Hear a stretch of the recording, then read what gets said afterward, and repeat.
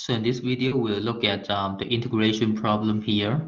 And it doesn't look like we have any obvious method to resolve this problem. So we have to kind of try our luck a little bit.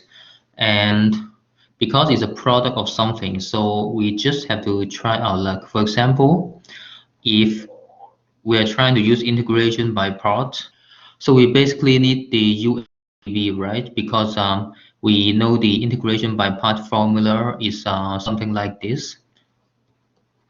Yeah. So now it is a point where we have to try our luck.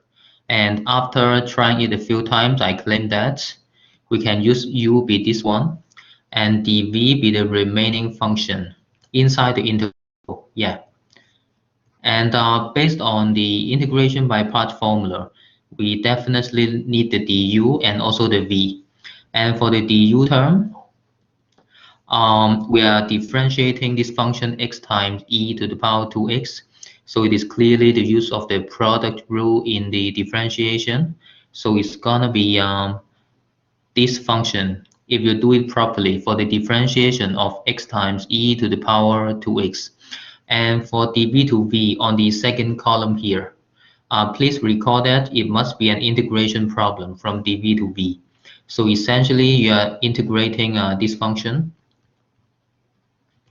And you can do it yourself, maybe by a u substitution by letting u be 1 plus 2x.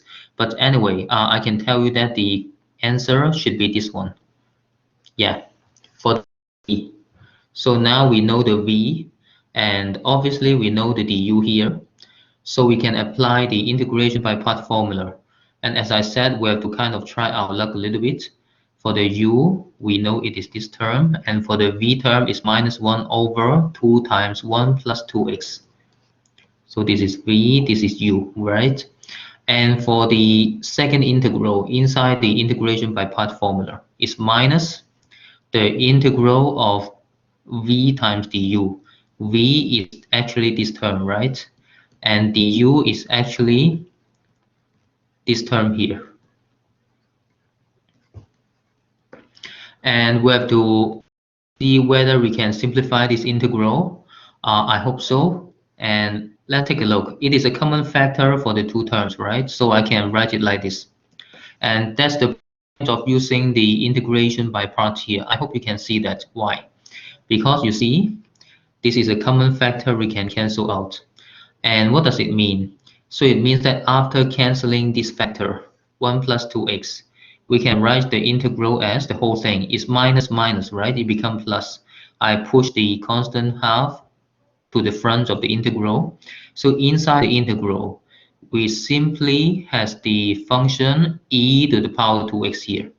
And it's very good because you see this function is something we can manage, obviously. So I can write the final answer to this problem. The final answer is going to be this one, right? And obviously, if you want to write it in a slightly nicer answer, we can write the second term as e to the power 2x over 4. And that's the end of this video.